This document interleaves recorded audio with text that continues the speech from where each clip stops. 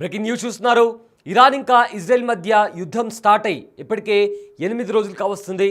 అయితే నిన్నటి నుంచి కూడా ఇజ్రాయెల్ పైన ఇరాన్ బాంబులతో అదేవిధంగా మిసైల్స్తో కూడా దాడికి దిగింది. అయితే హైపర్సోనిక్ మిజైల్స్తో దాడి చేసింది. ఫతే-1ని కూడా ఫతే-1 హైపర్సోనిక్ మిజైల్స్ అదేవిధంగా బాలిస్టిక్ మిసైల్స్తో కూడా ఇజ్రాయెల్ పైన విరుచుకుపడింది ఇరాన్. అయితే ఇవాల్టి నుంచి కొత్త తరహాలో ఇజ్రాయెల్ పైన దాడి చేయడానికి ప్లాన్ చేస్తుంది ఇరాన్. అయితే ఇరాన్ పైన కంప్లీట్గా గేరును మార్చింది ఇరాన్. 3 రోజులుగా ఇరాన్ ఇజ్రాయెల్ పైన భీకర దాడులు చేస్తుంది. మొన్న బాలిస్టిక్ మిజైల్, నిన్న ఫతే సూపర్ మిసైల్తో కూడా దాడికి దిగింది. ఇవాళ లేటెస్ట్గా క్లస్టర్ బాంబులతో బాంబుల వర్షం కురిపించింది ఇరాన్. అయితే ఫతే-1 బాలిస్టిక్ మిసైల్స్ అదేవిధంగా క్లస్టర్ బాంబుల ధాటికి ఇప్పటికే ఇజ్రాయెల్ వణికిపోతున్న పరిస్థితి కనిపిస్తోంది.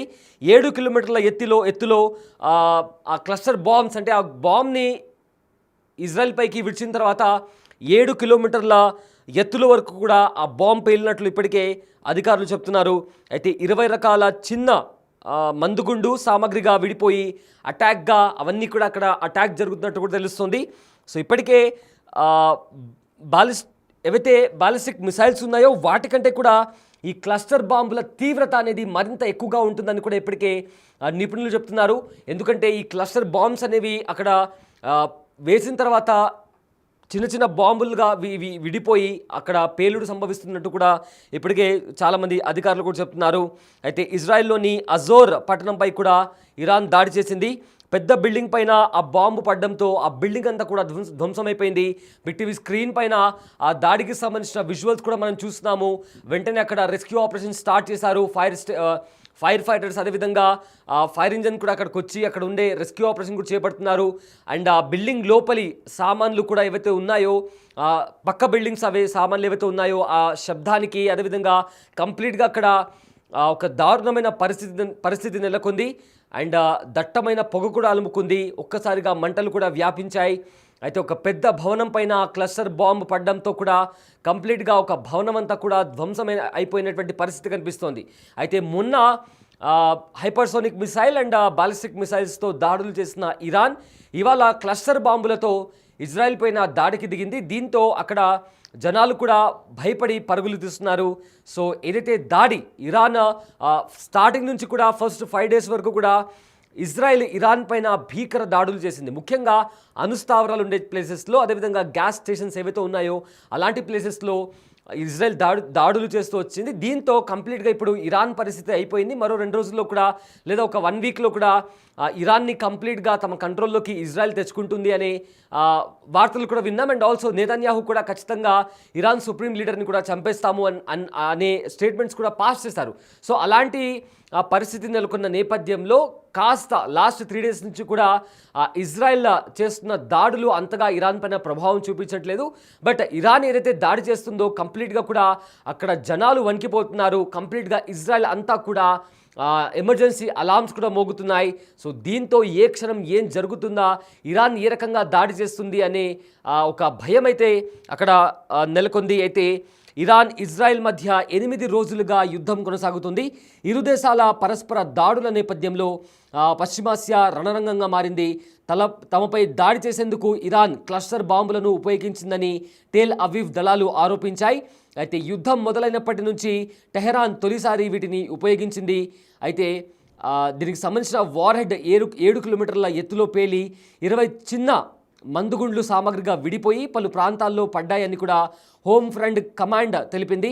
అయితే ఇరాన్కు చెందిన ఇతర బాలిస్టిక్ మిసైల్స్ కంటే ఈ క్లస్టర్ బాంబ్ ఏదైతే ఉందో అది భారీ ముప్పును కలిగిస్తాయని కూడా టెల్ అవీవ్ అధికారి ఒకరు తెలిపారు.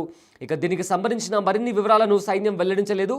అయితే ఇజ్రాయెల్ వార్తా సంస్థ ప్రకారం ఈ మిసైల్స్లో ఒకటి అజోర్లోని మధ్యపట్టణంలో ఒక నివాసాన్ని తాకినట్టు తెలుస్తుంది.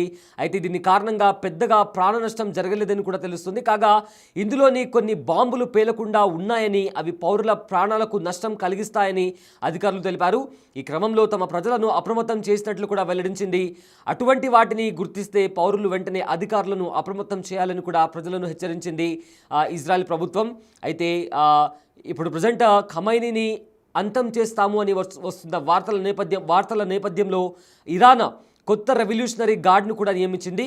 ఇటీవల ఇజ్రాయెల్ జరిపిన దాడుల్లో ఇరాన్లో పలువురు కీలక నేతలు చనిపోయిన సంగతి మనందరికీ తెలిసిందే. అయితే తాజాగా వారి స్థానాన్ని టెహరాన్ భర్తీ చేస్తూ వస్తోంది. అందులో భాగంగానే ఇరాన్ రెవల్యూషనరీ గార్డ్ ఇంటెలిజెన్స్ చీఫ్గా మజీద్ ఖదేమీని కూడా నియమించింది ఇరాన్. సో మొత్తం మీద ఏదైతే పరస్పర దాడులు జరుగుతున్నాయో, ఇజ్రాయెల్ టార్గెట్ అంతా కూడా అణుస్థావరాలను ఎలా దెబ్బతీయాలి, ఆర్థికంగా ఇరాన్ను చావు దెబ్బ కొట్టాలి అనేలాగా కూడా ఇరాన్ పైన ఇజ్రాయెల్ దాడి చేస్తున్న పరిస్థితి కనిపిస్తుంది. మరోవైపు ఇరాన్ కూడా మెరుపు దాడులు చేస్తూ రాకెట్స్తో, మిసైల్స్తో, ఇప్పుడు కొత్తగా క్లస్టర్ బాంబులతో ఇరాన్ పైన విరుచుకుపడుతుంది. అయితే ఇక్కడ ఒక ప్రధానమైన ప్రదేశంలో ఉన్న ఒక అజోర్ అనే ప్రదేశంలో ఒక బిల్డింగ్ పైన కూడా ఈ క్లస్టర్ బాంబ్ పడడంతో కూడా అక్కడ ఒక పెద్ద ప్రమాదం చోటు చేసుకుంది. చాలా పెద్దగా మంటలు వ్యాపించాయి. ఆ తర్వాత దట్టమైన పొగ కూడా అలుముకుంది. అయితే కొన్ని బాంబులు పేలకుండా అలానే ఉండిపోయాయి. అవి ప్రజల ప్రాణానికి చాలా ముప్పు కలిగిస్తాయి అంటూ కూడా అధికారులు చెప్తున్నారు. అయితే ఎవరైనా అలాంటి వస్తువులు గుర్తిస్తే వెంటనే అధికారులకు అప్రమత్తం చేయాలంటూ కూడా ఇజ్రాయెల్ గవర్నమెంట్ కూడా ఇప్పటికే ఒక అలర్ట్ కూడా జారీ చేసింది. ఇక మరోవైపు కంప్లీట్గా నిన్న ఒక హాస్పిటల్ పైన దాడి చేసిన తర్వాత ఇజ్రాయెల్లో ఉన్న ఒక హాస్పిటల్ పైన దాడి చేసిన తర్వాత ఇజ్రాయెల్ ప్రధాని ఖచ్చితంగా మరోసారి ఇరాన్లో ఉన్న న్యూక్లియర్ స్టేషన్ పైన ఖచ్చితంగా అటాక్ చేస్తామంటూ కూడా ఒక సిగ్నల్ కూడా పంపించారు. అయితే ఆ మాట చెప్పిన వెంటనే కూడా టెహరాన్లో ఉన్న ఒక అణుస్థావరం పైన కూడా మిసైల్స్తో దాడి చేశారు. అయితే ఇవాళ ఇజ్రాయెల్ ఏ రకంగా ఇరాన్ పైన దాడి చేయబోతుంది, ఆర్థికంగా ఇరాన్ను దెబ్బతీయడమే ఇజ్రాయెల్ ప్రధాన లక్ష్యంగా మారింది. సో దీంతో మొత్తం మీద ఆ దాడులు చేసిన నేపథ్యంలో ఇరాన్ కూడా ఏమాత్రం వెనక్కి తగ్గకుండా, అటు అమెరికా హెచ్చరిస్తున్నా కూడా ఇరాన్ మాత్రం మేము వెనక్కి తగ్గము, ఖచ్చితంగా మా పైన దాడికి వస్తే మేము కూడా ప్రతీకార దాడి తీసుకుంటాము, ఒకవేళ ఇజ్రాయెల్ దాడులను ఆపేస్తే మేము కూడా ఆపేస్తామంటూ కూడా ఇరాన్ చెప్పడం జరిగింది. సో ఫర్దర్గా ఏం జరుగుతుందా అనే ఒక భయాందోళనకరమైన సిచ్యువేషన్ అక్కడ కనిపిస్తోంది.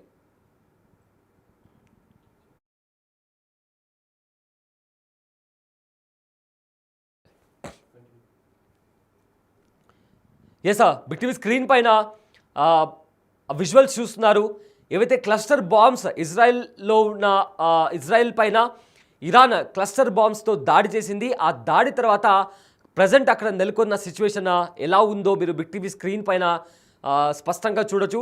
ఆ క్లస్టర్ బాంబ్స్ అనేవి 7 కిలోమీటర్స్ హైట్లో ఉన్నప్పుడు కూడా అవి చిన్న చిన్న బాంబులుగా విడిపోయి కూడా పేలుతున్నాయంటూ కూడా ఇజ్రాయెల్ ఆర్మీ ప్రకటించింది. అయితే ఈ బ్యాలిస్టిక్ మిసైల్స్, హైపర్సోనిక్ మిసైల్స్ కన్నా ఈ బాంబులు ఏవైతే ఉన్నాయో అవి అత్యంత ప్రమాదకరమని కూడా ఇప్పటికే చాలామంది ఎక్స్పర్ట్స్ కూడా చెప్తున్నారు. సో నిన్నటి వరకు కూడా హైపర్సోనిక్ మిసైల్, అదేవిధంగా ఏదైతే వాళ్ళ సొంత ఫతే-1 మిసైల్ ఉందో దాంతోపాటు బ్యాలిస్టిక్ మిసైల్స్తో కూడా అటాక్ చేసింది ఇరాన్. ఇవాళ క్లస్టర్ బాంబులతో అటాక్ చేస్తుంది. అయితే దీన్ని ఇజ్రాయెల్ ఇప్పటికే ఇది ఒక ఉగ్రవాద చర్య అంటూ కూడా ఇజ్రాయెల్ ఆరోపిస్తుంది. అయితే ఇరాన్ కూడా ఇజ్రాయెల్ తమ ఆర్మీ స్థావరాలను ప్రజల మధ్యలో పెట్టి ఇరాన్ పైన దాడి చేస్తుందంటూ కూడా ఇరాన్ ఆరోపిస్తుంది. సో ఈ ఆరోపణలు ఒకరిపైన ఒకరు అలిగేషన్స్ వేసుకుంటున్నారు. అండ్ ఆల్సో ఒకరిపైన ఒకరు భీకర దాడులు చేసుకుంటూ ఎప్పుడు ఏం జరుగుతుందా అనే ఒక టెన్షన్ వాతావరణం కలిగించేలా కూడా అక్కడ పరిస్థితులు కనిపిస్తున్నాయి. సో ఒకవేళ రెండు దేశాలు ఏవైతే వాళ్ళు ఏదైతే దాడులు ఉన్నాయో అవి మరింత విపరీతంగా మారితే, ఆ దాడులు మరింత తీవ్ర రూపం దాలుస్తే మాత్రం ఇది కాస్త ఇతర దేశాలకు పాకి అది కాస్త 3వ ప్రపంచ యుద్ధానికి దారితీస్తున్నట్టు కూడా చాలామంది వార్ ఎక్స్పర్ట్స్ కూడా అంచనా వేస్తున్నారు. బట్ అంత దూరం వెళ్ళదు. ఖచ్చితంగా రెండు దేశాలు సీజ్ ఫైర్కి ఒప్పుకుంటాయి. ఎందుకంటే ఈ రెండు దేశాలు ఇప్పుడు బద్ధశత్రువులు కావచ్చు, కానీ గతంలో ఈ రెండు దేశాలు మిత్రదేశాలు, ఇజ్రాయెల్ ఇంకా ఇరాన్ మిత్రదేశాలు. కానీ ఇప్పుడు వాళ్ళు బద్ధశత్రువులు కావచ్చు, కానీ అతి త్వరలో ఈ రెండు ఏదైతే ఇజ్రాయెల్ ఇంకా ఇరాన్ మధ్య కాన్ఫ్లిక్ట్ జరుగుతుందో ఖచ్చితంగా సర్దుమణుగుతోంది. అండ్ ఆల్సో దీనికి సంబంధించి కూడా రష్యా కూడా మేము మీడియేటర్గా ఉండి మీకున్న ప్రాబ్లమ్స్ ఏవైతే ఉన్నాయో అవి విని మీ ఇద్దరి మధ్య మీడియేటర్ లాగా మేము వ్యవహరిస్తామంటూ కూడా రష్యా కూడా ముందుకు వచ్చింది. సో దీంతో ఏదైతే ఇప్పుడు కాన్ఫ్లిక్ట్ నెలకొందో అది కాస్త సీజ్ ఫైర్ వరకు వెళ్తుందా, లేక అమెరికా ఎంట్రీ ఇవ్వడంతో ఇది కాస్త ప్రపంచ యుద్ధానికి దారితీస్తుందా అనేది కూడా ఇప్పుడు ఒక బిగ్ క్వశ్చన్ మార్క్.